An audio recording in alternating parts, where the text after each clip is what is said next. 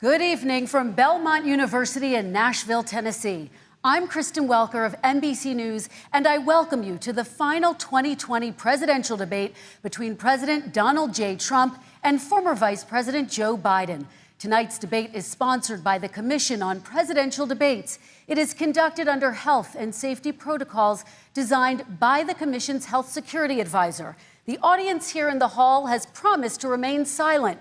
No cheers, boos, or other interruptions, except right now, as we welcome to the stage former Vice President Joe Biden and President Donald J. Trump.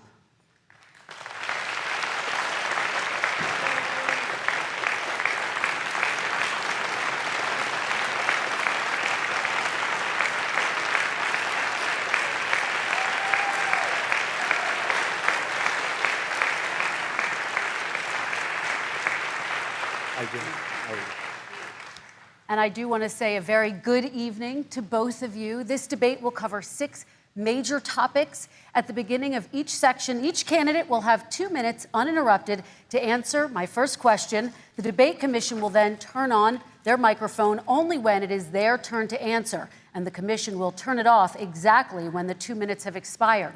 After that, both microphones will remain on, but on behalf of the voters, I'm going to ask you to please speak one at a time. The goal is for you to hear each other and for the American people to hear every word of what you both have to say. And so with that, if you're ready, let's start. And we will begin with the fight against the coronavirus. President Trump, the first question is for you. The country is heading into a dangerous new phase. More than 40,000 Americans are in the hospital tonight with COVID, including record numbers here in Tennessee. And since the two of you last shared a stage, 16,000 Americans have died from COVID. So please be specific. How would you lead the country during this next stage of the coronavirus crisis? 2 minutes, uninterrupted. So, as you know, 2.2 million people modeled out were expected to die. We closed up the greatest economy in the world in order to fight this horrible disease that came from China. It's a worldwide pandemic. It's all over the world. You see the spikes in Europe and many other places right now. If you notice, the mortality rate is down 85%. The excess mortality rate is way down and much lower than almost any other country. And we're fighting it, and we're fighting it hard. There is a spike. There was a spike in Florida, and it's now gone. There was a very big spike in Texas. It's now gone. There was a very big spike in Arizona. It's now gone.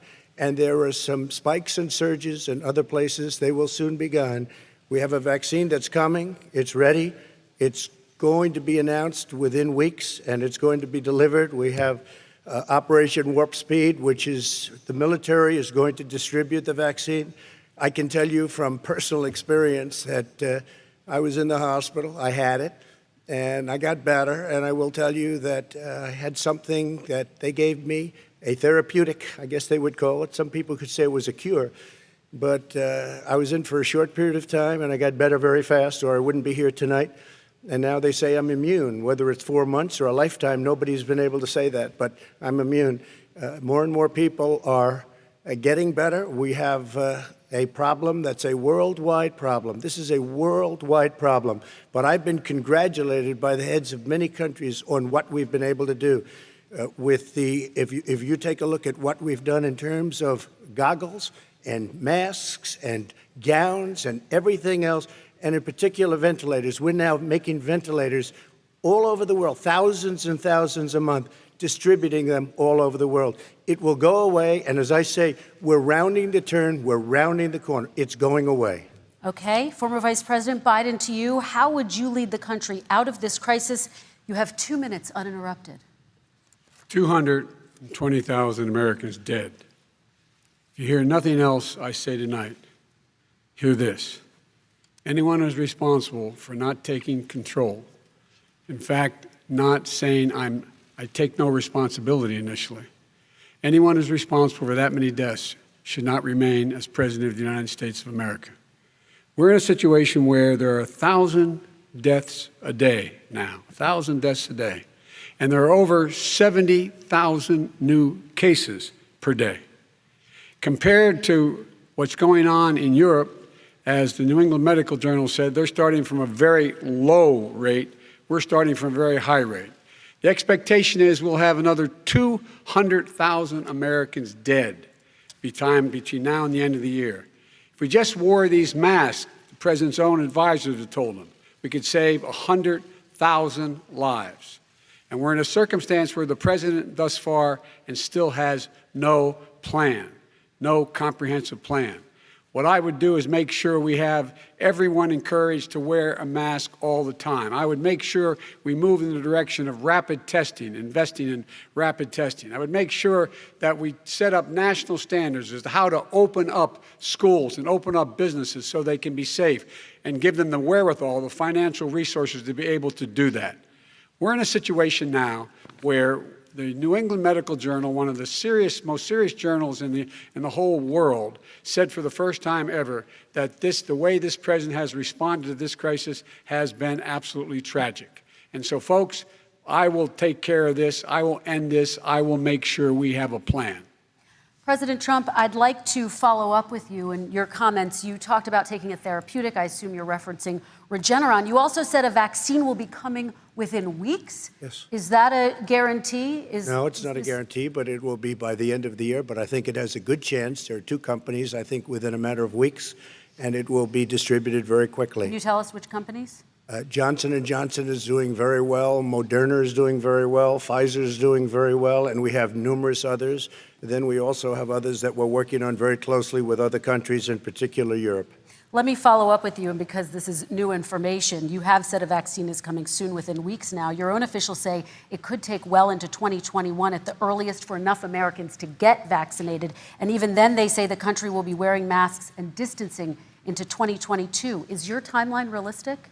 No, I think my timeline is going to be more accurate. I don't know that they're counting on the military the way I do, but we have our generals lined up, one in particular, that's the head of logistics. And this is a very easy distribution for him. He's ready to go as soon as we have the vaccine. And we expect to have 100 million vials. As soon as we have the vaccine, he's ready to go. Vice President Biden, your reaction, and just 40% of Americans say they would definitely agree to take a coronavirus vaccine if it was approved by the government. What steps would you take to give Americans confidence in a vaccine if it were approved? Make sure it's totally transparent. Have the scientists of the world see it, know it, look at it, go through all the processes. And by the way, this is the same fellow who told you this is going to end by Easter last time. This is the same fellow who told you that, don't worry, we're going to end this by the summer. We're about to go into a dark winter. And he has no clear plan, and there's no prospect that there's going to be a vaccine available for the majority of the American people before the middle of next year. President Trump, your reaction, he says you have no plan. I don't think we're going to have a dark winter at all. We're opening up our country. We've learned and studied and understand the disease, which we didn't at the beginning. When I closed and banned China from coming in heavily infected, and then ultimately Europe, but China was in January. Months later, he was saying I was xenophobic. I did it too soon. Now he's saying, oh, I should have, moved quicker. But he didn't move quicker. He was months behind me, many months behind me. And frankly, he ran the H1N1 swine flu, and it was a total disaster, far less lethal, but it was a total disaster. Had that had this kind of numbers, 700,000 people would be dead right now, but it was a far less lethal disease. Look, his own person who ran that for him, who, as you know, was his chief of staff, said it was catastrophic, it was horrible, we didn't know what we were doing. Now he comes up and he tells us how to do this. Also, everything that he said about the way every single move that he said we should make, that's what we've done. We've done all of it. But he was way behind us. Vice President Biden, your response. My response is he is xenophobic, but not because he shut down access from China. And he did it late after 40 countries had already done that. In addition to that, what he did, he made sure that we had 44 people that were in there in China trying to get to Wuhan to determine what exactly the source was. What did the president say in January? He said, no, he said, he's being transparent. The president of China is being transparent. We owe him a debt of gratitude. We have to thank him. And then what happened was we started talking about using the Defense Act to make sure we go out and get whatever is needed out there to protect people. And again, I go back to this. He had nothing. He did virtually nothing. And then he gets out of the hospital and he talks about, don't worry, it's all going to be over soon. Come on. There's not another serious scientist in the world who thinks it's going to be over soon. President Trump, your reaction? I say over soon. I say we're learning to live with it. We have no choice. We can't lock ourselves up in a basement like Joe does. He has the ability to lock himself up. I don't know. He's obviously made a lot of money someplace, but he has this thing about living in a basement. People can't do that. By the way, I, as the president, couldn't do that. I'd love to put myself in the basement or in a beautiful room in the White House and go away for a year and a half until it disappears. I can't do that. And Kristen, every meeting I had, and I'd meet a lot of families, including Gold Star families and military families, every meeting I had, and I had to meet them. I had to. It would be horrible to have canceled everything. I said, this is dangerous. And you catch it. And, I caught it. I learned a lot. Great doctors, great hospitals. And now I recovered. 99.9 of young people recover. 99% of people recover. We have to recover. We can't close up our nation. We have to open our school, and we can't close up our nation, or you're not going to have a nation. And of course, the CDC has said young people can get sick with COVID-19 and can pass it. Vice President Biden, I want to talk broadly about strategy, though. Can I respond to that? 30 seconds, please, and then I have a question. No, number one, he says that we're learning to live with it. People are learning to die with it. You folks home will have an empty chair at the kitchen table this morning. That man or wife going to bed tonight and reaching over to try to touch out of habit where their wife or husband is gone. Learning to live with it. Come on. We're dying with it because he has never said, you said it's dangerous. When's the last time? Is it really dangerous still? Are we dangerous? You tell the people it's dangerous now? What should they do about the danger? And you say, I take no responsibility. Let me talk about your two. Excuse me, I take full responsibility. It's not my fault that it came here. It's China's fault. And you know what? It's not Joe's fault that it came here either. It's China's fault. They kept it from going into the rest of China for the most part, but they didn't keep it from coming out to the world, including Europe and ourselves. Vice President Biden. The fact is that when we knew it was coming, when it hit, what happened? What did the president say? He said, don't worry, it's going to go away. Be gone by Easter. Don't worry. The warm weather. Don't worry. Maybe inject bleach. He said he was kidding when he said that, but a lot of people thought it was serious. A whole range of things the president has said. Even today, he thinks we are in control. We're about to lose 200,000 more people. President Trump. Look, perhaps just to finish this, I was kidding on that, but just to finish this, when I closed, he said I shouldn't have closed.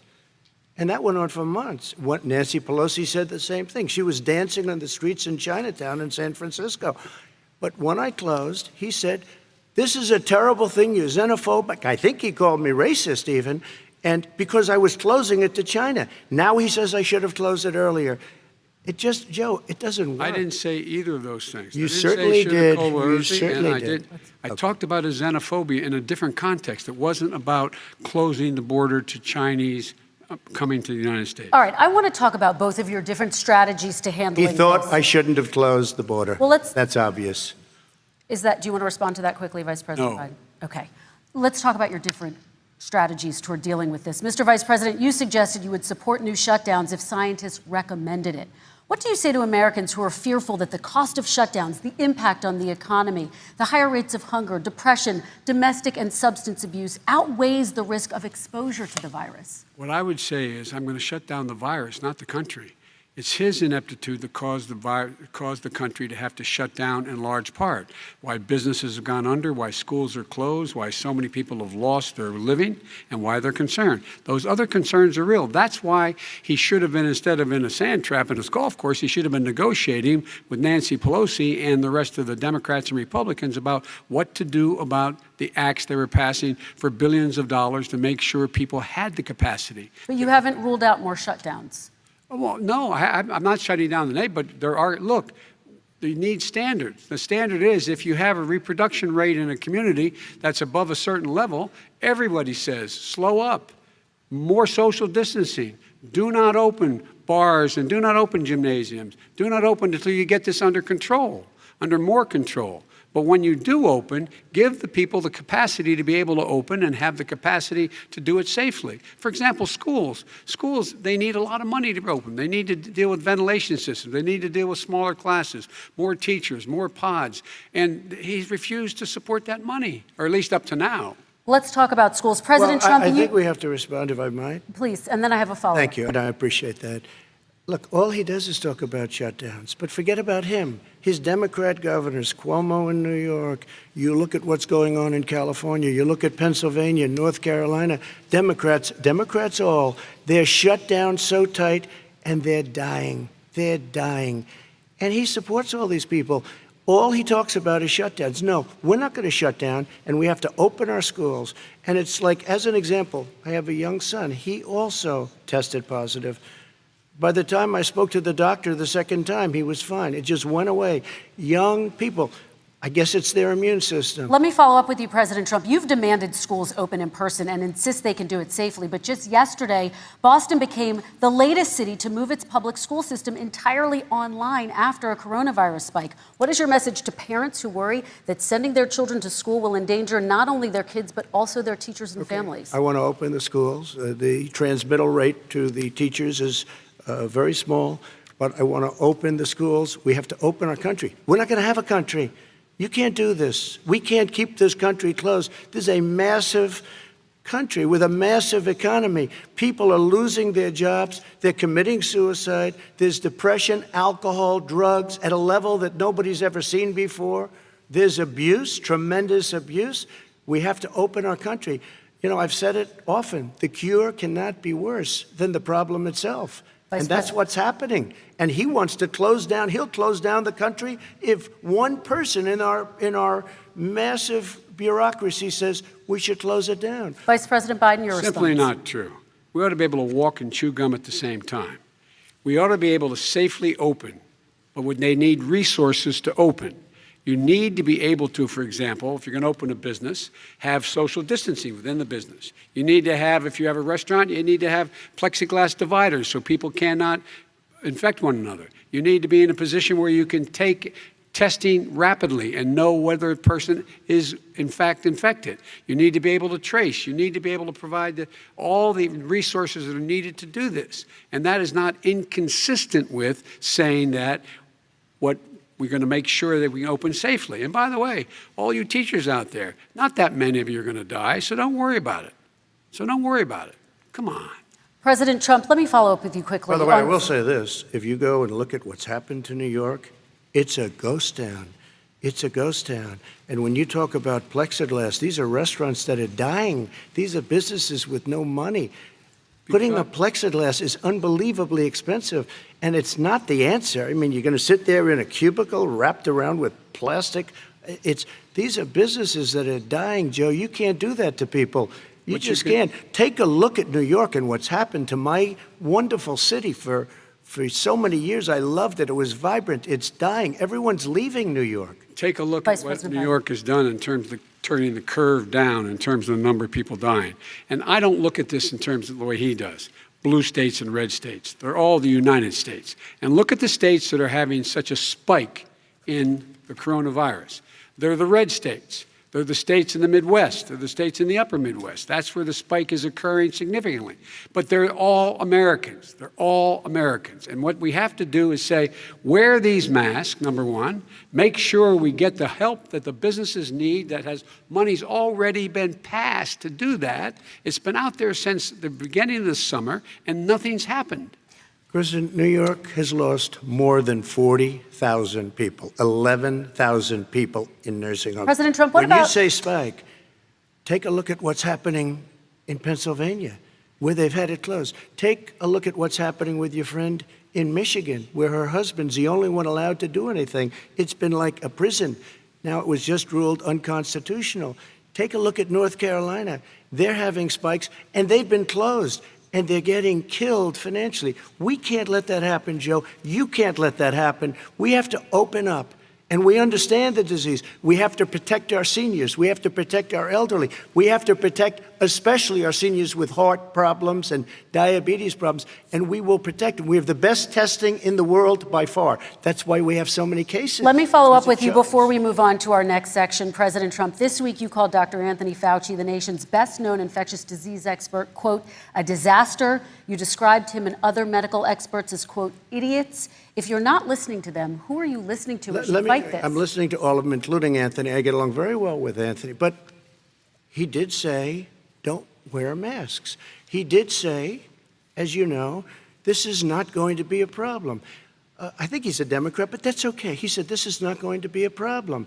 We are not going to have a problem at all. When Joe says that, I said, Anthony Fauci said, and others, and many others, and I'm not knocking him a lot. Nobody knew. Look, nobody knew what this thing was. Nobody knew where it was coming from, what it was. We've learned a lot. But Anthony said, don't wear masks. Now he wants to wear masks. Anthony also said, if you look back, exact words, here's his exact words. This is no problem. This is going to go away soon. So he's allowed to make mistakes. He happens to be a good person. Vice President Biden, your response quickly, and then we're going to move on to the next section. My response is that think about what the president knew in January and didn't tell the American people. He was told this was a serious virus that spread in the air, and it was much worse than the flu. He went on record and said to one of your colleagues, recorded, that in fact he knew how dangerous it was, but he didn't want to tell us. He didn't want to tell us because he didn't want us to panic. He didn't want us. Americans don't panic. He panicked. But guess what? In the meantime, we find out in the New York Times the other day that, in fact, his folks went to Wall Street and said this is a really dangerous thing. And a memo out of that meeting, not from his administration, but from some of the brokers, said sell short because we got to get moving. It's a dangerous problem. Well, this is I'm going to give you 30 seconds to respond, and then we're going to move on. The Wall Street one, I don't know. Somebody went to Wall Street. You're the one that takes all the money from Wall Street. I don't take it. You have raised a lot of money, tremendous amounts of money. And every time you raise money, deals are made, Joe. I could raise so much more money. As president and as somebody that knows most of those people, I could call the heads of Wall Street, the heads of every company in America. I would blow away every record, but I don't want to do that because it puts me in a bad position. And then you bring up Wall Street. You shouldn't be bringing up Wall Street because you're the one that takes the money from Wall Street, not me. I could blow away your records that, like you wouldn't believe. We don't need money. We have plenty of money. In fact, we beat Hillary Clinton with a tiny fraction of the money that she was able to. All right, gentlemen, we're going to move on. Don't tell me about Wall Street. Average contribution, $43. All right, we're going to move on to our next section, which is national security. And I do want to start with the security of our elections and some breaking news from overnight. Just last night, top intelligence officials confirmed again that both Russia and Iran are working to influence this election. Both countries have obtained U.S. voter registration information, these officials say, and Iran sent intimidating messages to Florida voters. This question goes to you, Mr. Vice President. What would you do to put an end to this threat? You have 2 minutes uninterrupted. I made it clear, and I ask everyone else to take the pledge. I made it clear that any country, no matter who it is, that interferes in American elections will pay a price. They will pay a price. And it's been overwhelmingly clear this election, I won't even get into the last one, this election, that Russia has been involved, China has been involved to some degree, and now we learn that Iran is involved. They will pay a price if I'm elected. They're interfering with American sovereignty. That's what's going on right now. They're interfering with American sovereignty. And to the best of my knowledge, I don't think the president said anything to Putin about it. I don't think he's talking to them a lot. I don't think he said a word. I don't know why he hadn't said a word to Putin about it. And I don't know what he has recently said, if anything, to the Iranians. My guess is he'd probably be more outspoken with regard to the Iranians. But the point is this, folks. We are in a situation where we have foreign countries trying to interfere in the outcome of our election. His own national security advisor told him that what is happening with his buddy, I will. His buddy, Rudy Giuliani, he's being used as a Russian pawn. He's being fed information that is Russian, that is not true. And then what happens? Nothing happens. And then you find out that Everything that's going on here about Russia is wanting to make sure that I do not get elected the next president of the United States because they know I know them and they know me. I don't understand why this president is unwilling to take on Putin when he's actually paying bounties to kill American soldiers in Afghanistan, when he's engaged in activities that are trying to destabilize all of NATO. I don't know why he doesn't do it, but it's worth asking the question, why isn't that being done? Any country that interferes with us will, in fact, pay a price because they're affecting our sovereignty. President Trump, same question to you. Let me ask the question. You're going to have 2 minutes to respond. For 2 elections in a row now, there has been substantial interference from foreign adversaries. What would you do in your next term to put an end to this? 2 minutes uninterrupted. Well, let me respond to the first part, as Joe answered. Joe got $3.5 million from Russia, and it came through Putin because he was very friendly with the former mayor of Moscow, and it was the mayor of Moscow's wife. And you got $3.5 million. Your family got $3.5 million, and you know, someday you're going to have to explain, why did you get 3.5? I never got any money from Russia. I don't get money from Russia. Now, about your thing last night, I knew all about that. And through John Ratcliffe, who is fantastic, DNI, he said, the one thing that's common to both of them, they both want you to lose because there has been nobody tougher to Russia. Between the sanctions, nobody tougher than me on Russia. Between the sanctions, between all of what I've done with NATO, you know, I've got the NATO countries to put up an extra $130 billion, going to $420 billion a year. That's to guard against Russia. I sold, while he was selling pillows and sheets, I sold tank busters to Ukraine. There has been nobody tougher on Russia than Donald Trump. And I'll tell you, they were so bad. They took over the submarine port. You remember that very well. During your term, during you and Barack Obama, they took over a big part of what should have been Ukraine. You handed it to them, but you were getting a lot of money from Russia. They were paying you a lot of money, and they probably still are. But now, with what came out today, it's even worse. All of the emails, the horrible emails of the kind of money that you were raking in, you and your family. And Joe, you were vice president when some of this was happening, and it should have never happened. And I think you owe an explanation to the American people. Why is it? Somebody just had a news conference a little while ago who was essentially supposed to work with you and your family, but what he said was damning. And regardless of me, I think you have to clean it up and talk to the American people. Maybe you can do it right now. Vice President Biden, you may respond. 30 seconds. And then I do want to follow up on the election security. I have not taken a penny from any foreign source ever in my life. We learned that this president paid 50 times the tax in China, has a secret bank account with China, does business in China, and in fact is talking about me taking money. I have not taken a single penny from any country whatsoever, ever. Number one. Number two, this is a president, I have released all of my tax returns, 22 years. Go look at them. 22 years of my tax return. You have not released a single solitary year of your tax return. What are you hiding? Why are you unwilling? The foreign countries are paying you a lot. Russia's paying you a lot. China's paying you a lot. And your hotels and all your businesses all around the country, all around the world. And China's building a new road to a new a golf course you have overseas. So what's going on here? Why don't release your tax return or stop talking about corruption? President Trump, your response. First of all, I called my accountants, underwrote it. I'm going to release them as soon as we can. I want to do it, and it'll show how successful, how great this company is. But much more importantly than that, people were saying $750. I asked them a week ago, I said, what did I pay? They said, sir, you prepaid tens of millions of dollars. I prepaid my tax. Tens over the last number of years. Tens of millions of dollars I prepaid because at some point they think it's an estimate. They think I may have to pay tax. So I already prepaid it. Nobody told me that. Did your accountant Nobody tell told when you that. release Excuse them? me. And it wasn't written whenever they write this. They keep talking about $750, which I think is a filing fee. But let me just tell you, I prepaid millions and millions of dollars in taxes. Number one. Number two, I don't make money from China. You do. I don't make money from Ukraine. You do. I don't make money from Russia. You made $3.5 million, Joe, and your son gave you. They even have a statement that we have to give 10% to the big man. You're the big man, I think. I don't know, maybe you're not, but you're the big man, I think. Your son said we have to give 10% to the big man. Joe, what's that all about? It's terrible. All right, gentlemen, I want to ask you both some questions about all of this. But I'm going to let you both respond very quickly. You just said you spoke to your accountant about potentially releasing your taxes. Did he tell you when you can release them? Do you have a deadline for when you're going to release them to the American people? I get treated worse than the Tea Party got treated. Because I have a lot of people in there, deep down in the IRS, they treat me horribly. We made a deal, it was all settled until I decide to run for president. I get treated very badly by the IRS, very unfairly. But we had a deal all done. As soon as we're completed with the deal, I want to release it. But I have paid millions and millions of dollars, and it's worse than paying.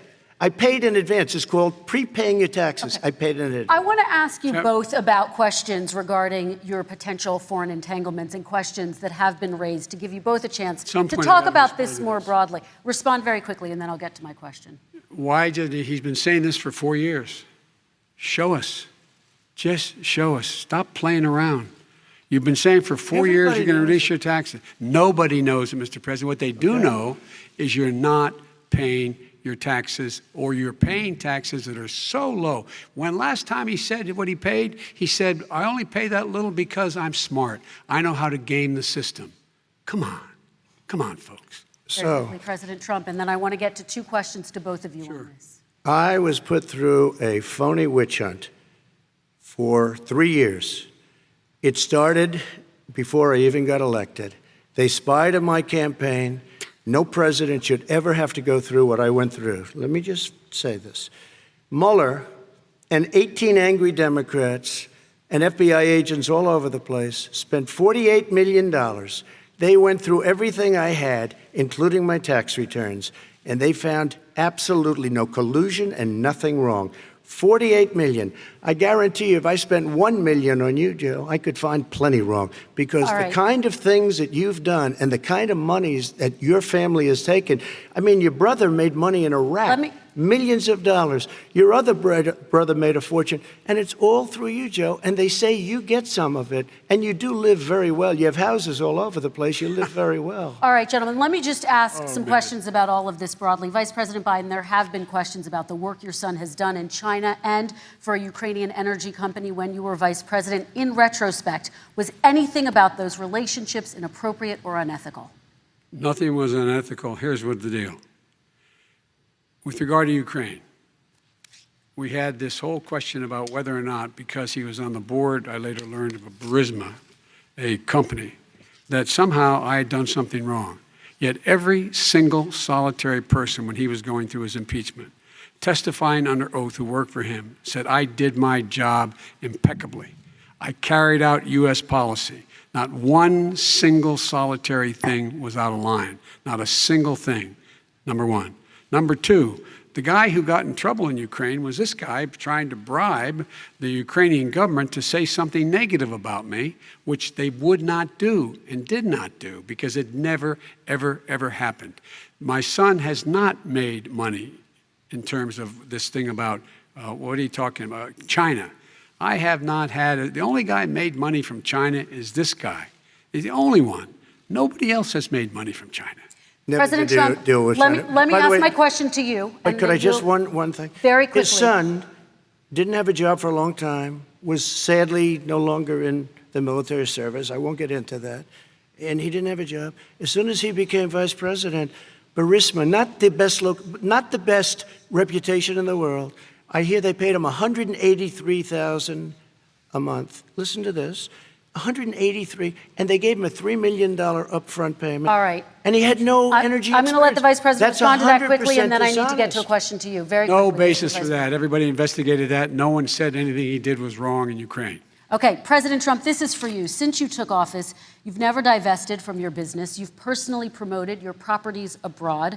A report this week, which was referenced, does indicate that your company has a bank account in China. So how can voters know that you don't have any foreign conflicts of interest? I have many bank accounts, and they're all listed, and they're all over the place. I mean, I was a businessman doing business.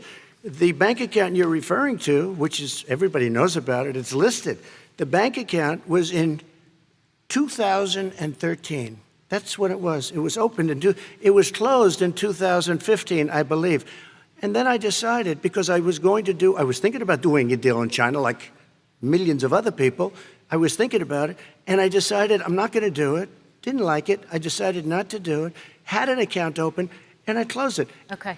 Excuse me. And then, unlike him, where he's vice president and he does business, I then decided to run for president after that. That was before. So I closed it before I even ran for president, let alone became president.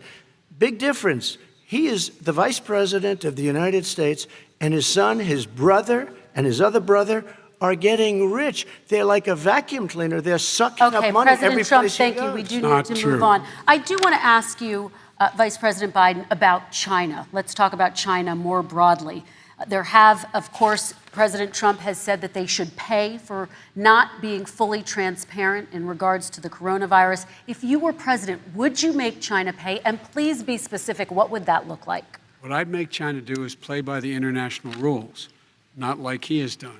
He has caused the deficit of China to go up, not down, with China, up, not down. We are making sure that in order to do business in China, you have to give all your intellectual property. You have to have a partner in China that's 51%. We would not do that at all, number one. Number two, we're in a situation where China would have to play by the rules internationally as well. When I met with Xi, when I was still vice president, he said we're setting up air identification zones in the South China Sea. You can't fly through them. I said we're going to fly through them. We just flew B-52, B-1 bombers through it. We're not going to pay attention. They have to play by the rules. And what's he do? He embraces guys like the thugs like in North Korea and the Chinese president and Putin and others, and he pokes his finger in the eye of all of our friends, all of our allies. We make up we're 25% of the world's economy. We need to be having the rest of our friends with us saying to China, these are the rules. You play by them or you're going to pay the price for not paying by them economically. That's the way I will run it. And that's what we did in upholding steel tariffs and a range of other things when we were president and vice president. All right, let's talk about North Korea. Excuse me, no, I have to respond to that. Okay. Very quickly, and then His we're son going to move walked on out to with North $1.5 billion from China to Not manage after true. spending 10 minutes in office and being in Air Force Two, number one. Number two, there's a very strong email talking about your family wanting to make $10 million a year for introductions. President Trump, on China policy, though, what No, but wait a specifically are minute. you going to do? What specifically are you going to do to make China pay? You've said you're going First to of make all, them pay. China is paying. They're paying billions and billions of dollars. I just gave New $28 billion. sanctions? New sanctions? I just gave $28 billion to our farmers. Taxpayers' China, money. It's what? Taxpayers' money. Didn't No, come no, from yeah, China. you know who the taxpayer is. It's called China. China paid true. $28 billion, and you know what they did to pay it, Joe? They devalued their currency, and they also paid up. And you know who got the money? Our farmers, our great farmers, because they were targeted. You never charged them anything. Also, I charged them 25% on dumped steel because they were killing our steel industry. We were not going to have a steel industry. Okay. And now we have a steel industry. Vice President Biden, your response, please. Our response is, look, this isn't about, there's a reason why he's bringing up all this malarkey. There's a reason for it. He doesn't want to talk about the substantive issues. It's not about his family and my family. It's about your family. And your family's hurting badly. If you're making if you're a middle-class family, you're getting hurt badly right now. You're sitting at the kitchen table this morning deciding, well, we can't get new tires, they're bald because we have to wait another month or so. Or are we going to be able to pay the mortgage? Or who's going to tell her she can't go back to community college? They're the decisions you're making in the middle-class families like I grew up in Scranton and Claymont. They're in trouble. We should be talking about your families, but that's the last thing he wants to talk about. I want That is a to talk typical about statement. North Korea. Excuse me, just I do for want one to turn second, to please. 10 seconds, Mr. President. That's 10 a seconds. typical political statement. Let's get off this China thing, and then he looks, the family, around the table, everything. Just a typical politician when I see that. Let's talk about I'm not North a typical Korea now. politician. Okay, That's why I President got elected. Let's Let's get get off the subject of China. Let's talk sitting around the table. All right. Come on, Joe, you can do better. We're going to talk about North Korea now. President Trump, you've met with North Korean leader Kim Jong-un 3 times. You've talked about your beautiful letters with him. You've touted the fact that there hasn't been a war or a long-range missile test. And yet North Korea recently rolled out its biggest ever intercontinental ballistic missile and continues to develop its nuclear arsenal. Do you see that as a betrayal of the relationship you forged? Just 30 seconds here because we need to get on to the next So segment. when I met with Barack Obama, we sat in the White House right at the beginning, had a great conversation. It was supposed to be 15 minutes, and it was well over an hour. He said the biggest problem we have with North Korea. He indicated we will be in a war with North Korea. Guess what? It would be a nuclear war, and he does have plenty of nuclear capability. In the meantime, I have a very good relationship with him. Different kind of a guy, but he probably thinks the same thing about me. We have a different kind of a relationship. We have a very good relationship, and there's no war. And, you know, about 2 months ago, he broke into a certain area. They said, oh, there's going to be trouble. I said, no, they're not, because he's not going to do that. And I was right. Look, instead of being in a war where millions of people, Seoul, you know, is 25 miles away, millions and millions, 32 million people in Seoul. Millions of people would be dead right now. President we Trump, don't have that's a war, 30 and seconds. I have a good Thank relationship. you. Vice President Biden, to you. North Korea conducted 4 nuclear tests under the Obama administration. Why do you think you would be able to rein in this persistent threat right Because now? I'd make it clear, which we were making clear to China, they had to be part of the deal. Because here's the I made it clear, and as a spokesperson of the administration when I went to China, that they said, why are you moving your missile defense up so close? Why are you moving more forces here? Why are you continuing to do military maneuvers with South Korea? I said, because North Korea is a problem, and we're going to continue to do it so we can control them. We're going to make sure we can control them and make sure they cannot hurt us. And so if you want to do something about it, step up and help. If not, it's going to continue. What has he done? He's legitimized North Korea. He's talked about his good buddy, who's a thug, and he talks about how we're better off. And they have much more capable missiles, able to reach U.S. territory much more easily than ever did before. Let me follow up with you, Vice President Biden. You've said you wouldn't meet with Kim Jong-un without preconditions. Are there any conditions under which you would meet with him? On the condition that he would agree that he would be drawing down his nuclear capacity to get the Korean Peninsula should be nuclear-free zone. All right, let's move on to American families. Kristen, they tried Very to quickly, meet with 10 him. seconds, They President. tried to meet with him. He wouldn't do it. He didn't like Obama. He didn't like him. He wouldn't do it. Okay, I know got to for give him a fact they chance to tried. respond to that He before we wouldn't move do on. it. You And know, that's okay. You know what, North Korea, we're not in a war. We have a good relationship. You know, people don't understand. Having a good President relationship Trump, with we have leaders to of move other on, 'cause countries we have is a lot a of good thing. We have a lot of questions to get Yes, to. not That's Your like response. saying we had a good relationship with Hitler before he, in fact, invaded Europe, the rest of Europe. Come on. The reason he would not meet with President Obama is because President Obama said, we're going to talk about denuclearization. We're not going to legitimize you, and we're going to continue to put stronger and stronger sanctions on you. That's why he wouldn't meet with us. All right, And let's it didn't move happen. on. Let's Excuse move on me. and talk He about left American me a families. mess, Kristen. President Trump, okay, we do They need to move on. left me a mess.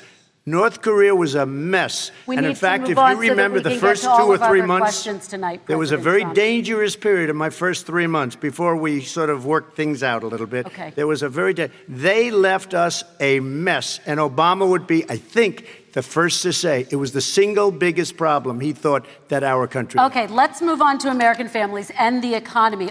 One of the issues that's most important to them is health care, as you both know. Today, there was a key vote on a new Supreme Court Justice, Amy Coney Barrett, and health care is at the center of her confirmation fight. Over 20 million Americans get their health insurance through the Affordable Care Act. It's headed to the Supreme Court, and your administration, Mr. President, is advocating for the court to overturn it.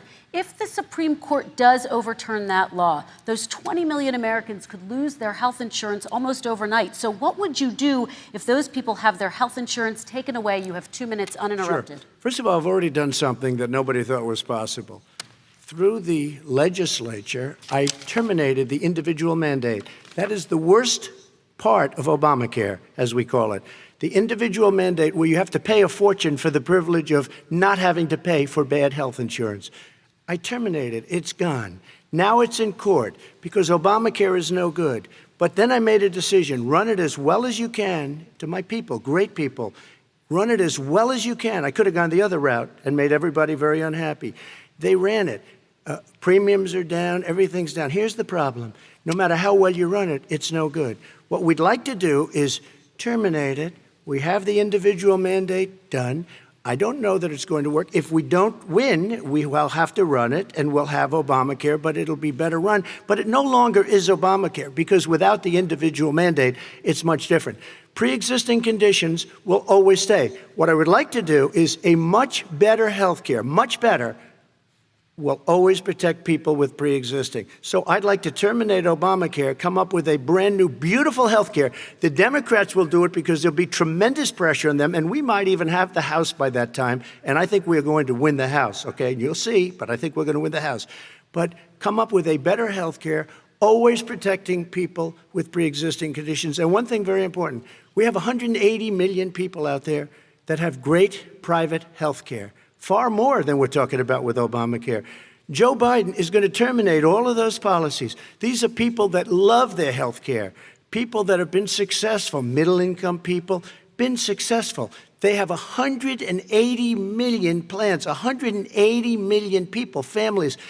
Under what he wants to do, which will basically be socialized medicine, he won't even have a choice, they want to terminate 180 million plans. We have done an incredible job on health care, and we're going to do even better.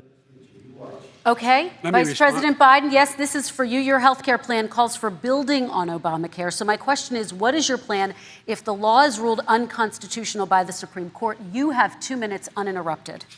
What I'm going to do is pass Obamacare with a public option. It'll become Biden care. The public option is an option that says that if you, in fact, do not have the wherewithal to be, if you qualify for Medicaid and you do not have the wherewithal in your state to get Medicaid, you automatically are enrolled, providing competition for insurance companies. That's what's going to happen. Secondly, we're going to make sure we reduce the premiums and reduce drug prices by making sure that there's competition that doesn't exist now, by allowing the Medicare to negotiate drug prices with the insurance companies. Thirdly, the idea that I want to eliminate private insurance, the reason why I had such a fight with 20 candidates for the nomination was I support private insurance. That's why I didn't. Not one single person with private insurance would lose their insurance under my plan, nor did they under Obamacare. They did not lose their insurance unless they chose they wanted to go to something else. Lastly, we're going to make sure we're in a situation that we actually protect pre-existing. There's no way he can protect pre-existing conditions. None, zero. You can't do it in the ether. He's been talking about this for a long time. He's never come up with a plan. I guess we're going to get the pre-existing condition plan the same time we get the infrastructure plan that we've been waiting since 17, 18, 19, and 20. The fact, I still have a few more minutes. I know you're getting anxious. The fact is that he's already cost the American people, because of his terrible handling of the COVID virus and the economic spillover, 10 million people have lost their private insurance. And he wants to take away 22 million more people who have it under Obamacare, and over 110 million people with pre-existing conditions. And all the people from COVID are going to have pre-existing conditions. What are they going to do? I have a follow-up for you, Vice President Biden. It relates to something that President Trump said. He's accusing you of wanting socialized medicine. What do you say to people who have concerns that your health care plan, which includes a government insurance option, takes the country one step closer to a health care system run entirely by the government? What's your response to them? I say it's ridiculous. It's like saying that,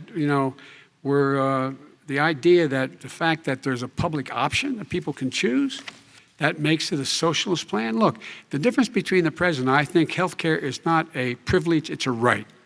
Everyone should have the right to have affordable health care.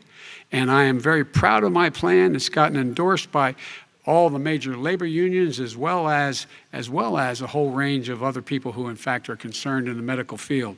This is something that's going to save people's lives, and this is going to give some people an opportunity to have health care for their children. How many of you home are worried and rolling around in bed tonight wondering what in God's name you're going to do if you get sick because you've lost your home insurance, your health insurance your company's gone under? We have to provide health insurance for people at an affordable rate, and that's what I do. President Trump, Excuse me, he was your there response. for 47 years. He didn't do it. He was now there as vice president for 8 years, and it's not like it was 25 years ago. It was 3 3/4. It was just a little while ago, right? Less than 4 years ago. He didn't do anything. He didn't do it. He wants socialized medicine, and it's not that he wants it. His vice president, I mean, she is more liberal than Bernie Sanders and wants it even more. Bernie Sanders wants it. The Democrats want it. You're going to have socialized medicine, just like you went with fracking. We're not going to have fracking. We're going to stop fracking. We're going to stop fracking. Then he goes to Pennsylvania after he gets a nomination, where he got very lucky to get it. And he goes to Pennsylvania and he says, oh, we're going to have fracking.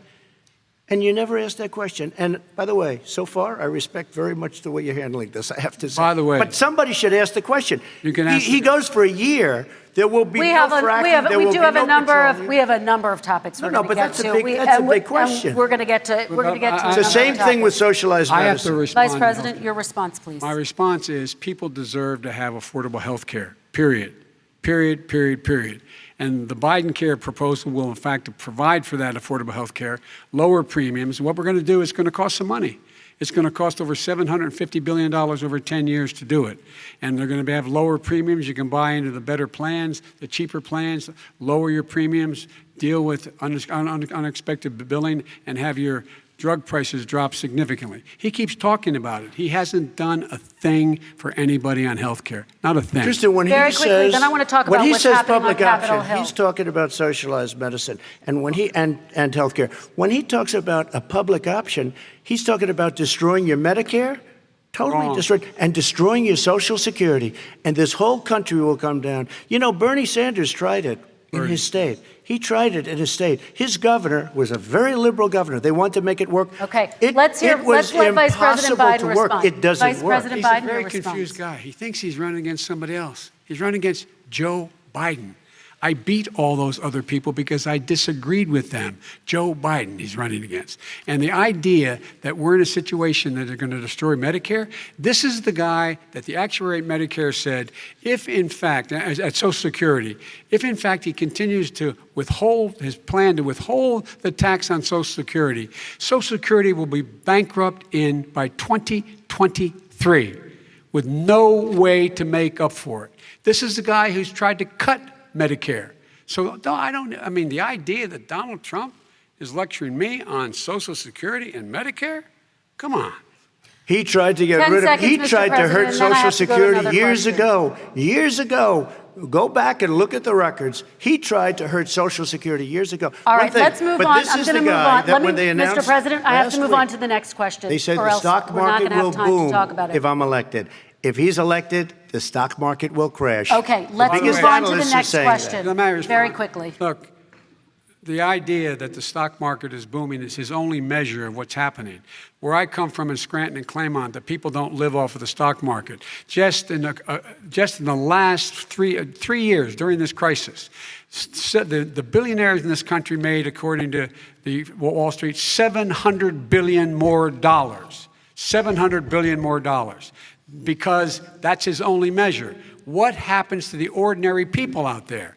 What happens to them? Let's talk about what's happening on Capitol Hill. We're going to move on. 401ks are through the roof. We're going to move on. Stock are through the roof. All right. And he doesn't come from Scranton. That's like he lived there for a short period of time before he even knew it. We're going to move on to the next left. question. And the people of Pennsylvania Let me will move show on you to my that. next question, They gentlemen. understand. As of tonight, more than 12 million people are out of work. And as of tonight, 8 million more Americans have fallen into poverty, and more families are going hungry every day. Those hit hardest are women and people of color.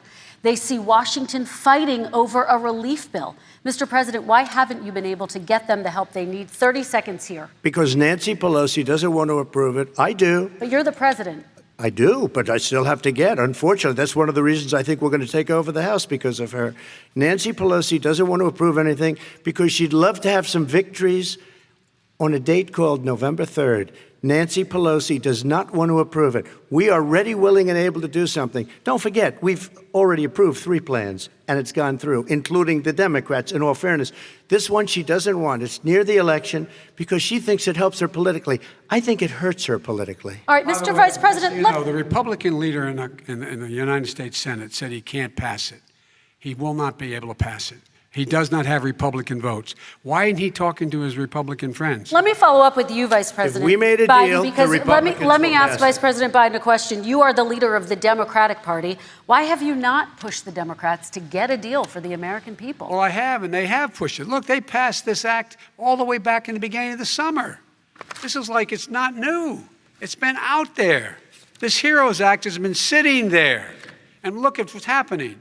When I was in charge of the Recovery Act with $800 billion, I was able to get $145 billion to local communities that have to balance their budgets and states that have to balance their budgets, so they didn't have to fire firefighters, teachers, first responders, law enforcement officers, so they could keep their cities and counties running. He will not support that. They have not done a thing for them. And Mitch McConnell said, let them go bankrupt.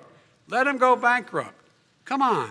What's the matter with these guys? The bill that was passed in the House was a bailout of badly run, high-crime, Democrat, all run by Democrats, cities and states. It was a way of getting a lot of money, billions and billions of dollars to these states. It was also a way of getting a lot of money from our people's pockets to people that come into our country illegally. We were going to take care of everything for them. And what that does, and I'd love to do that, I'd love to help them, but what that does, everybody all over the world will start pouring into our country. We can't do it. This was a way of taking care of them. This was a way of spending on things that had nothing to do with COVID, as per your question. But it was really a big bailout for badly run Democrat cities and states. All right, If I get elected, I'm running as a proud Democrat, but I'm going to be an American president. I don't see red states and blue states. What I see is American, United States. And folks, every single state out there finds themselves in trouble. They're going to start laying off, whether they're red or blue, cops, firefighters, first responders, because they have to balance their budget. And the founders were smart. They allowed the federal government to deficit spend to compensate for the United States of America. I want to talk about the minimum wage, gentlemen. Mr. Vice President, we are talking a lot about struggling small businesses and business owners these days. Do you think this is the right time to ask them to raise the minimum wage? You, of course, support a $15 federal minimum wage. I do, because I think one of the things we're going to have to do is we're going to have to bail them out, too. We should be bailing them out now, those small businesses. You got 1 in 6 of them going under. They're not going to be able to make it back. They passed a package that allows us to be able to call PPP. Money is supposed to go to help them do everything from organize how they can deal with their businesses being open safely. Schools, how they can make classrooms smaller, how they can hire more teachers, how they can put ventilation systems in. They need the help. The businesses as well as the schools need the help.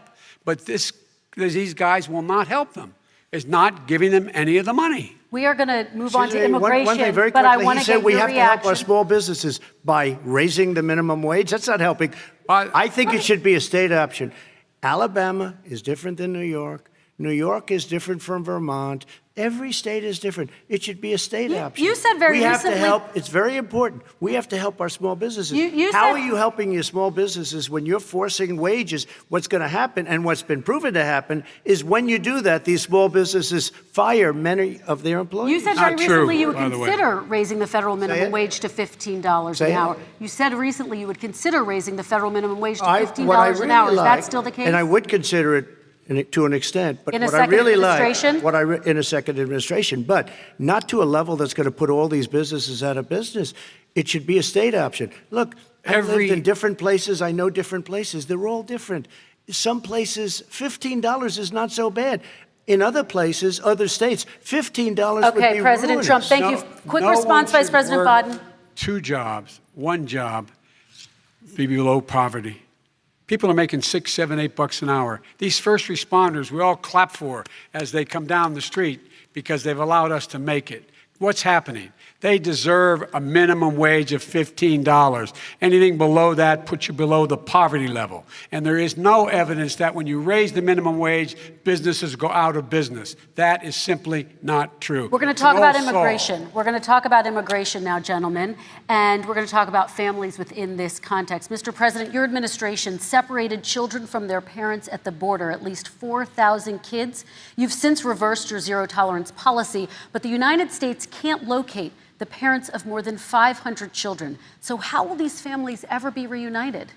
Children are brought here by coyotes and lots of bad people, cartels, and they're brought here, and they used to use them to get into our country. We now have as strong a border as we've ever had. We're over 400 miles of brand new wall. You see the numbers, and we let people in, but they have to come in legally, and they come in through But merit. how will you reunite these kids with their Let families, me just tell you, Mr. they President? built cages. You know, they used to say, I built the cages, and then they had a picture in a certain newspaper, and it was a picture of these horrible cages, and they said, look at these cages. President Trump built them, and then it was determined they were built in 2014. That was him. Do you have a plan to reunite the kids? Yes, with we're their working on families? it we're trying very hard. But a lot of these kids come out without the parents. They come over through cartels and through coyotes and through gangs. Vice President Biden, let me bring you into this 525 conversation. Quick response and then another question to you. These 500-plus kids came with parents. They separated them at the border to make it a disincentive to come to begin with. Real tough. We're really strong. And guess what? They cannot, it's not coyotes didn't bring them over. Their parents were with them. They got separated from their parents. And it makes us a laughing stock and violates every notion of who we are as a nation. Let me ask you a follow-up Kristen, question. they did it. We changed the policy. Your response they to that? They did it. We changed. did not They built the separate cages. the Who built the cages, Joe? Let's talk about what Who we're built the talking about. cages, Let's Joe? talk about what we're talking about. What happened? Parents were ripped, their kids were ripped from their arms and separated. And now they cannot find over 500 sets of those parents, and those kids are alone. Nowhere to go. Nowhere to go. It's criminal. It's criminal. Let me ask Kristen, you I will about say this. immigration. They went 10 down. seconds, We and then brought I need to ask reporters, you. everything. They are so well taken care of. They're in facilities that were so clean. But some that of have them gotten haven't been such reunited But with their just ask families. one question. Who built the cages? I'd love you to ask him that. Who built the cages? Let me Joe? ask about your immigration policy, Mr. Vice President. The Obama administration did fail to deliver immigration reform, which had been a key promise during the administration. It also presided over record deportations as well as family detentions at the border before changing course. So why should voters trust you with an immigration overhaul now? Because we made a mistake. It took too long to get it right. It took too long to get it right. I'll be president of the United States, not vice president of the United States. And the fact is, I've made it very clear. Within 100 days, I'm going to send to the United States Congress a pathway to citizenship for over 11 million undocumented people. And all of those so-called dreamers, those DACA kids, they're going to be immediately certified again to be able to stay in this country and put on a path to citizenship. The idea that they are being sent home by this guy, and they want to do that, is they've gone to a country they've never seen before. I can imagine you're 5 years old, your parents are taking you across the Rio Grande River, and it's illegal. And you say, oh, no, Mom, leave me here. I'm not going to go with you. They've been here. Many of them are model citizens. Over 20,000 of them are first responders out there taking care of people during this crisis. We owe them. We owe them. President Kristen, Trump, he your had reaction. 8 years to do what he said he was going to do. And I've We changed did. without having a specific. We got rid of catch and release. We got rid of a lot of horrible things that they put in and that they lived with. But he had 8 years he was vice president. He did nothing except build cages to keep children in. Vice President Wrong. Biden, your response. The catch and release, you know what he's talking about there? If in fact you had a family came across and they were arrested, they in fact were given a date to show up for their hearing. They were released. And guess what? They showed up for a hearing. And this is the first president in the history of the United States of America that anybody seeking asylum has to do it in another country. That's never happened before in America. That's never happened before in America. You come to the United States and you make your case that I seek asylum based on the following premise, why I deserve it under American law. They're sitting in squalor on the other side of the river. President Trump, your response, So 30 important. seconds, and then we'll move It on. just shows that he has no understanding of immigration or the laws. Catch and release is a disaster. A murderer would come in, a rapist would come in, a very bad person would come in. We would take their name. We have to release them into our country. And then you say they come back. Less than 1% of the people come back. We have to send ICE out and Border Patrol out to find them, we would say, come back in 2 years, 3 years, we're going to give you a court case. You need Perry Mason. We're going to give you a court case. When you say they come back, they don't come back, Joe. They never come back. Only the really, I hate to say this, but those with the lowest IQ, they might come back. Okay, President Trump, let's give Vice President Biden a chance to respond, and then we're going to move on to the next section. You don't know the law, Joe. Vice President Biden, your response. Know the law. What he's telling you is simply not true. Well, check it out. They don't come back. Check it out. All right, let's move on. But we don't have to worry about it because they terminated it, so we don't have to worry about it Let's anymore. move on to the next And you have section. 525 kids not knowing where in God's name they're going to be and lost their parents. Go ahead. All right, let's talk about our next section, which is race in America.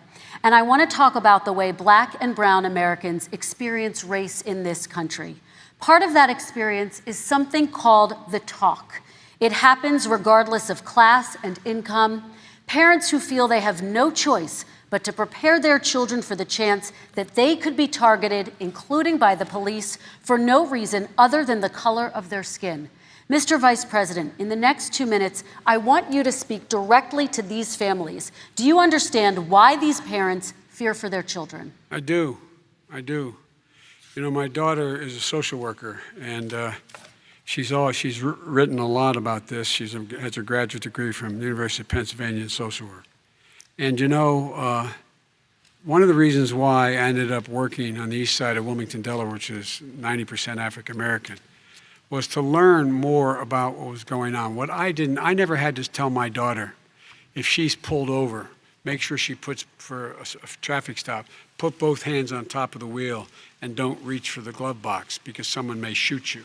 But a black parent, no matter how wealthy or how poor they are, has to teach their child when you're walking down the street, don't have a hoodie on when you go across the street. Making sure that you, in fact, if you get pulled over, just yes, sir, no, sir, hands on top of the wheel, because you are, in fact, the victim, whether you're a person making child of a $300,000 a year person or someone who's on food stamps. The fact of the matter is there is institutional racism in America. And we have always said, we've never lived up to it, that we hold these truths to be self-evident. All men and women are created equal. But guess what? We have never, ever lived up to it, but we've always constantly been moving the needle further and further to inclusion, not exclusion. This is the first president to come along and says, that's the end of that. We're not going to do that anymore. We have to provide for economic opportunity, better education, better health care, better access to schooling, better access to opportunity to borrow money to start businesses. All the things we can do, and I've laid out a clear plan as to how to do those things, just to give people a shot. It's about accumulating the ability to have wealth as well as it is to be free from violence. President Trump, same question to you, and let me remind you of the question. I would like you to speak directly to these families. Do you understand why these parents fear for their children? Yes, I do. And again, he's been in government 47 years. He never did a thing except in 1994 when he did such harm to the black community. And they were called, and he called them super predators. And he said that. He said it, super predators. And they have never lived that down. 1994, your crime bill, the super predators. Nobody has done more for the black community than Donald Trump. And if you look, with the exception of Abraham Lincoln, possible exception, but the exception of Abraham Lincoln, nobody has done what I've done. Criminal justice reform, Obama and Joe didn't do it. I don't even think they tried because they had no chance at doing it. They might have wanted to do it, but if you had to see the arms I had to twist to get that done, it was not a pretty picture, and everybody knows it, including some very liberal people that cried in my office. They cried in the Oval Office. 2 weeks later, they're out saying, gee, we have to defeat him. Criminal justice reform, prison reform, opportunity zones with Tim Scott, a great senator from South Carolina. He came in with this incredible idea for opportunity zones. It's one of the most successful programs. People don't talk about it. Tremendous investment is being made. Biggest beneficiary, the black and Hispanic communities, and then historically black colleges and universities. After 3 years of coming to the office, I love some of those guys. They were great. They came into the office and they said, I said, what are you doing? After 3 years, I said, why do you keep coming back? Because we have no funding. I said, you don't have to come back every year. We have to come back. Because President Obama would never give them long-term funding, and I did. 10-year long-term funding, and I gave them more money than they asked for because they said, I think you need more. And I said, the only bad part about this is I may never see you again because I got very friendly with them, and they like me and I like them. But I saved historically black colleges and universities. Okay, and we're going to talk about both of your records, but your response to that, Vice President? My response to that is I never, ever said what he accused me of saying. The fact of the matter is, in 2000, though, after the crime bill had been in the law for a while, this is a guy who said, the problem with the crime bill, there's not enough people in jail. There's not enough people in jail. And go on my website, get the quote, the date when he said it. Not enough people. He talked about marauding gangs, young gangs, and the people who are going to maraud our cities. This is a guy who in the Central Park five innocent black kids, he continued to push for making sure that they got the death penalty. None of them were guilty of the crimes they were suggested. Look, and talk about granted, he did in fact let 20 people, he commuted 20 people's sentences. We commuted over 1,000 people's sentences. Over 1,000. The very law he's talking about is a law that, in fact, initiated by Barack Obama. And secondly, we're in a situation here where the federal prison system was reduced by 38,000 people under our administration.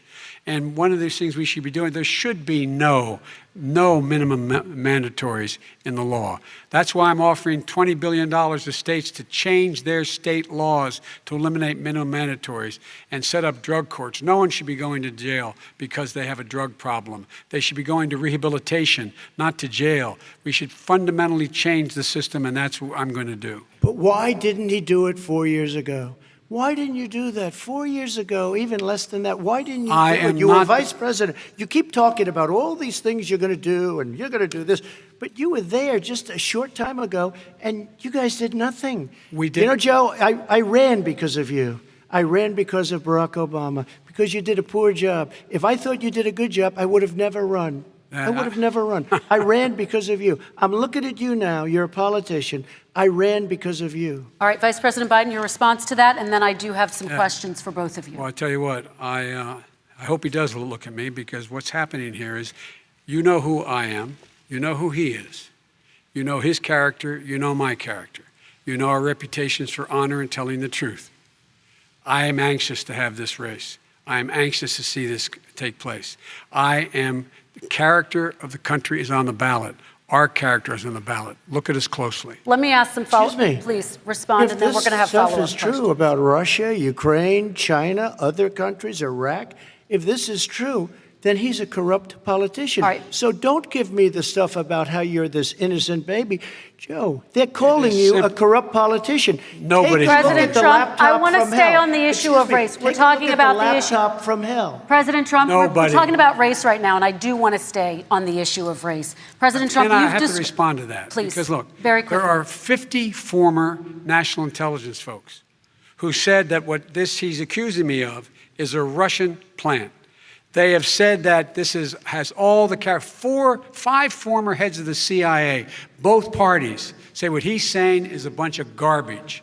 Nobody believes it except his and his good friend Rudy Giuliani. You mean the laptop is now another Russia hoax? That's exactly what. Is this where you're going? This is where he's going. The laptop is Russia, Gentlemen, Russia. I want to stay on the issue of race. You have to be kidding. Here we go again with Russia. We're going to continue on the issue of race. Mr. President, you've described the Black Lives Matter movement as a symbol of hate. You've shared a video of a man chanting white power to millions of your supporters. You've said that black professional athletes exercising their First Amendment rights should be fired.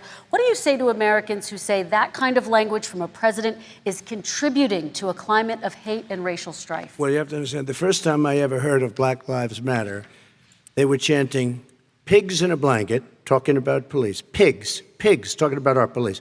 Pigs in a blanket, fry them like bacon. I said, that's a horrible thing. And they were marching down the street. And that was my first glimpse of Black Lives Matter. I thought it was a terrible thing. As far as my relationships with all people, I think I have great relationships with all people. I am the least racist person in this room. But what do you say to Americans who are concerned by that rhetoric? I don't know. I don't know videos? what to say. I got criminal justice reform done and prison reform and opportunity zones. I took care of black colleges and universities. I don't know what to say. They can say anything. I mean, they can say anything. It makes me sad because I am the least racist person. I can't even see the audience because it's so dark. But I don't care who's in the audience. I'm the least racist person in this room. Okay, Vice President Biden, let me ask you very quickly, and then I have a follow-up question for you. Abraham Lincoln here is one of the most racist presidents we've had in modern history. He pours fuel on every single racist fire. Every single one. He started off his campaign coming down the escalator saying he's going to get rid of those Mexican rapists. He's banned Muslims because they're Muslims. He has moved around and made everything worse across the board. He says about the poor boys, last time we were on stage here, he said, I told them to stand down and stand ready. Come on. This guy has a dog whistle about as big as a foghorn. President Trump, I'm going to give you 10 seconds to respond, and then I have a follow-up question. He made a reference to Abraham Lincoln. Where did that come in? I mean, you said you're Abraham Lincoln. No, where did that? No. You said, I said not since Abraham Lincoln has anybody done what I've done for the black community. And I'm saying, I didn't say I'm Abraham Lincoln. I said not since Abraham Lincoln has anybody done what I've done for the black community. Now, you have done nothing other than the crime bill, which put oh, God. Tens of thousands of black men, mostly, in jail. All right, let me they ask remember Vice it President because if Biden you look a at what's question. happening with the voting right now, Let me ask they Vice remember President that Biden you treated them about very, very badly. Just take a look at what's happening out there. Vice President Biden, let me give you a chance to respond within this context. Crime Okay. bills that you supported in the 80s and 90s contributed to the incarceration of tens of thousands of young black men who had small amounts of drugs in their possession. They are sons, they are brothers, they're fathers, they're uncles, whose families are still to this day, some of them suffering the consequences. So speak to those families. Why should they vote for you? One of the things is that in the 80s, we passed 100%, all 100 senators voted for it, a bill on drugs and how to deal with drugs. It was a mistake. I've been trying to change the since then, particularly the portion on cocaine. That's why I've been arguing that, in fact, we should not send anyone to jail for a pure drug offense. They should be going into treatment across the board. That's what we should be spending money on. That's why I set up drug courts, which were never funded by our Republican friends. They should not be going to jail for a drug or an alcohol problem. They should be going into treatment. That's what we've been trying to do. That's what I'm going to get done because I think the American people have now seen that, in fact, it was a mistake to pass those laws relating to drug. But they were not in the crime bill. But why didn't he get it done? See, it's all talk, no action with these politicians. Why didn't he get it done? That's what I'm going to do when I become president. You were vice president along with Obama as your president, your leader, for 8 years. Why didn't you get it done? You had 8 years to get it done. Now you're saying you're going to get it done because you're all talk and no action, Jim. We got a lot of it done. We released 38,000. We got 38,000 prisoners left from the. You got nothing done. 38,000 prisoners were released from federal prison. There were over 1,000 people who were given clemency. In fact, we're the ones that put in the legislation saying we could look at pattern and practice of police departments and what they were doing, how they were conducting themselves. I could go on, but we began the process. We lost an election. That's why I'm running to win back that election and change his terrible policy. I just asked one question. Change. Why didn't you do it in the 8 years, a short time ago? Why didn't you do it? You just said, I'm going to do that. I'm going to do this. You put tens of thousands of mostly black young men in prison. Now you're saying you're going to undo that. Why didn't you get it done? You had 8 years with Obama. You know why, Joe? Because you're all talk and no action. All right, Vice President Biden, and then we're going to move on to the next section. We had a Republican Congress. That's the answer. Well, you got to talk them into it, Joe. Sometimes All right. You got to talk them into it. We're going to move on to our next section, like I did with criminal justice reform. I had to talk Democrats into it. Gentlemen, we're running out of time, so we got to get on to climate change, please. You both have very different visions on climate change. President Trump, you say that environmental regulations have hurt jobs in the energy sector. Vice President Biden, you have said you see addressing climate change as an opportunity to create new jobs. For each of you, how would you both combat climate change and support job growth at the same time? Starting with you, President Trump, you have 2 minutes uninterrupted. So we have the Trillion Trees program. We have so many different programs. I do love the environment, but what I want is the cleanest, crystal clear water, the cleanest air. We have the best, lowest number in carbon emissions, which is a big standard that I notice Obama goes with all the time. Not Joe. I haven't heard Joe use the term because I'm not sure he knows what it represents or means, but I have heard Obama use it. And we have the best carbon emission numbers that we've had in 35 years under this administration. We are working so well with industry, but here's what we can't do. Look at China, how filthy it is. Look at Russia. Look at India. It's filthy. The air is filthy. The Paris Accord, I took us out because we were going to have to spend trillions of dollars, and we were treated very unfairly. When they put us in there, they did us a great disservice. They were going to take away our businesses. I will not sacrifice tens of millions of jobs, thousands and thousands of companies because of the Paris Accord. It was so unfair. China doesn't kick in until 2030. Russia goes back to a low standard, and we kicked in right away. It would have destroyed our businesses. So, you ready? We have done an incredible job environmentally. We have the cleanest air, the cleanest water, and the best carbon emission standards that we've seen in many, many years. Vice President And we Biden. haven't destroyed our industries. Vice President Biden, 2 minutes to you, uninterrupted. Climate change and climate warming, global warming, is an existential threat to humanity. We have a moral obligation to deal with it. And we're told by all the leading scientists in the world we don't have much time. We're going to pass the point of no return within the next 8 to 10 years. 4 more years of this man eliminating all the regulations that were put in by us to clean up the climate, to limit limit emissions, will put us in a position where we're going to be in real trouble. Here's where we have a great opportunity. I was able to get both all the environmental organizations as well as labor, the people worried about jobs, to support my climate plan. Because what it does, it will create millions of new good-paying jobs. We're going to invest in, for example, 50,000 charging stations on our highways so that we can own the electric car market of the future. In the meantime, China is doing that. We're going to be in a position where we're going to see to it that we're going to take 4 million existing buildings and 2 million existing homes and retrofit them so they don't leak as much energy, saving hundreds of millions of barrels of oil in the process and creating significant number of jobs. And by the way, the whole idea of what this is all going to do, it's going to create millions of jobs, and it's going to clean the environment. Our health and our jobs are at stake. That's what's happening.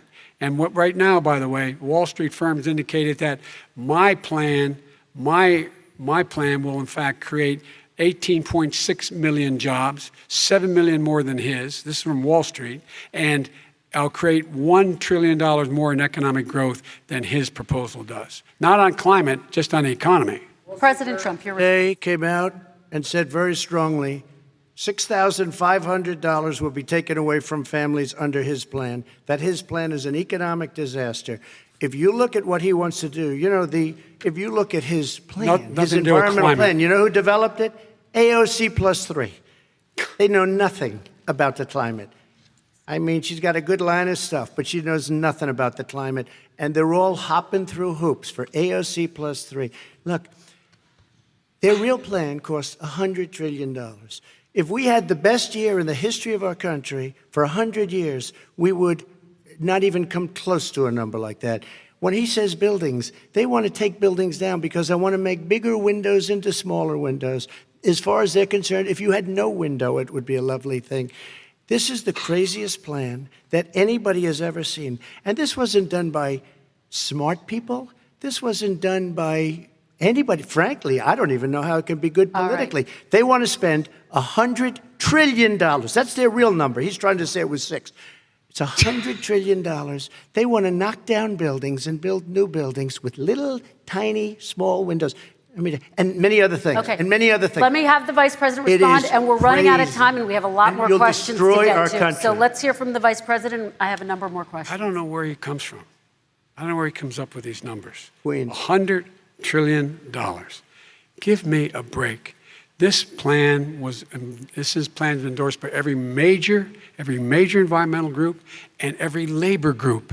Labor, because they know the future lies. The future lies in us being able to breathe, and they know there are good jobs in getting us there. And by the way, the fastest growing industry in America is solar energy and wind. He thinks wind causes cancer, windmills. It's the fastest growing jobs, and they pay good prevailing wages, $45, $50 an hour. We can grow and we can be cleaner if we go the route I'm proposing. President Trump, Excuse me. please respond, and then I have some We are follow-ups. energy independent for the first time. We don't need all of these countries that we had to fight war over because we needed their energy. We are energy independent. I know more about wind than you do. It's extremely expensive, kills all the birds, it's very intermittent, it's got a lot of problems, and they happen to make the windmills in both Germany and China. And the fumes coming up, if you're a believer in carbon emission, the fumes coming up to make these massive windmills is more than anything that we're talking about with natural gas, which is very clean. One other thing. Find me a scientist who said that. I love solar, but solar doesn't quite have it yet. It's not powerful yet to really run our big, beautiful factories that we need to compete with the world. So False. It's all a pipe dream. But you know what we'll do? We're going to have the greatest economy in the world. But if you want to kill the economy, get rid of your oil industry. You want, and what about fracking? All right, let me allow fracking. Vice President Biden to I respond. never said I oppose fracking. You said it on tape. I did. Show the tape. Put it on your website. I'll put it on. Put it on the website. The fact of the matter is Showed he's it last flat lying. Would you rule out banning fracking? I do rule out banning fracking because the answer, we need other industries to transition to get to ultimately a complete zero emissions by 2025. What I will do with fracking over time is make sure that we can capture the emissions from the fracking, capture the emissions from gas. We can do that, and we can do that by investing money in doing it, but it's a transition to that. I have one more question in this pod, and then we have. He was against fracking. He said it. I will show that to you tomorrow. I am against fracking. Until he got the nomination, went to Pennsylvania, then he said, but you know what, Pennsylvania? He'll be against it very soon because his party is totally against it. Fracking on federal land, I said. No fracking or oil on federal land. Let me ask this final question in this section, and then I want to move on to our final section. President Trump, people of color are much more likely to live near oil refineries and chemical plants. In Texas, there are families who worry the plants near them are making them sick. Your administration has rolled back regulations on these kinds of facilities. Why should these families give you another 4 years in office? The families that we're talking about are employed heavily, and they're making a lot of money, more money than they've ever made. If you look at the kind of numbers that we produce for Hispanic, for Black, for Asian, it's 9 times greater, the percentage gain, than it was in 3 years, than it was under 8 years of the 2 of them, to put it nicely. 9 times more. Now, somebody lives, I have not heard the numbers or the statistics that you're saying, but they're making a tremendous amount of money economically. We saved it. And I saved it again a number of months ago when oil was crashing because of the pandemic. Okay. We saved it. We got, say what you want about relationship, we got Saudi Arabia, Mexico, and Russia to cut back, way back. We saved our oil industry, and now it's very vibrant again. All right. And everybody has very inexpensive gasoline. Remember Vice President Biden, your response, and then we're going to have a final question for both of you. My response is that those people live on what they call fence lines. He doesn't understand this. They live near chemical plants that, in fact, pollute, chemical plants and oil plants and refineries that pollute. I used to live near that when I was growing up in Claymont, Delaware. and all the more oil refineries in Marcus Hook and the Delaware River than there is any place, including in Houston at the time. When my mom get in the car and when there was first frost to drive me to school, turn in the windshield wiper, there'd be oil slick in the window. That's why so many people in my state were dying and getting cancer. The fact is, those frontline communities, it doesn't matter what you're paying them, it matters how you keep them safe. What do? And you impose restrictions on the pollutants coming out of those fence line communities. Okay, I have one final question. Would he close down the oil industry? It falls. Would you close down the oil By industry? the way, I would transition from the oil industry, yes.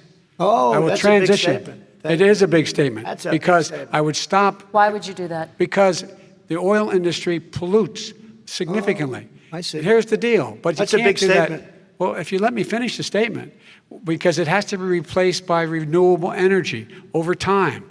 And I'd stop giving to the oil industry, I'd stop giving them federal subsidies. He won't give federal subsidies to the solar and wind. Yeah. Why are we giving it to oil industry? We actually do give All right. it to solar and wind. We And have that's one maybe the final biggest question. statement in terms of business. That's the biggest statement. Okay. Because We have basically one what he's final saying question, is he is Mr. going to President. destroy the oil industry. Will you remember that, Texas? Will you Okay. remember that, Pennsylvania, Oklahoma? Vice President Biden, let me give you 10 seconds to respond, and then Ohio. I have to get to the final question. Vice President Biden. He takes everything out of context. But the point is, look, we have to move toward a net zero emissions. The first place to do that by the year 2035 is in energy production. By 2050, totally. All right. One Is he final gonna get question China to to both do of it? you. No, we're finished with Is this. he We have going to to get move on China to to our do it? final question. We No, have to I'm move going on to to our final rejoin Paris question. Accord and make China abide by what they agreed to. All right, That'll this cost you is $1 about trillion. leadership, gentlemen. And this first question does go to you, President Trump. Imagine this is your inauguration day. What will you say in your address to Americans who did not vote for you? You'll each have 1 minute, starting with you, Mr. We have to make our country totally successful as it was prior to the plague coming in from China. Now we're rebuilding it, and we're doing record numbers, 11.4 million jobs in a short period of time, et cetera. But I will tell you, go back. Before the plague came in, just before, I was getting calls from people that were not normally people that would call me. They wanted to get together. We had the best black unemployment numbers in the history of our country. Hispanic, women, Asian, people with diplomas, with no diplomas, MIT graduates, #1 in the class. Everybody had the best numbers. And you know what? The other side wanted to get together. They wanted to unify. Success is going to bring us together. We are on the road to success. But I'm cutting taxes, and he wants to raise everybody's taxes, and he wants to put new regulations on everything. He will kill it. If he gets in, you will have a depression, the likes of which you've never seen. Your 401ks will go to hell, and it'll be a very, very sad day for this country. All right. Vice President Biden, same question to you. What will you say during your inaugural address to Americans who did not vote for you? I will say, I'm an American president. I represent all of you, whether you voted for me or against me. And I'm going to make sure that you're represented. I'm going to give you hope. We're going to move. We're going to choose science over fiction. We're going to choose hope over fear. We're going to choose to move forward because we have enormous opportunities to make things better. We can grow this economy. We can deal with the systemic racism. And at the same time, we can make sure that our economy is being run and moved and motivated by clean energy, creating millions of new jobs. And that's the fact. That's what we're going to do. And I'm going to say, as I said at the beginning, what is on the ballot here is the character of this country. Decency, honor, respect, treating people with dignity, making sure that everyone has an even chance. And I'm going to make sure you get that. You haven't been getting it the last 4 years. All right. I want to thank you both for a very robust hour and a half, a fantastic debate. Really appreciate it. President Trump, former Vice President Joe Biden, thank you to Belmont University for hosting us tonight. And most importantly, thank you to those watching tonight. Election Day is November 3rd. Don't forget to vote. Thank you, everyone, and have a great night. Thank you.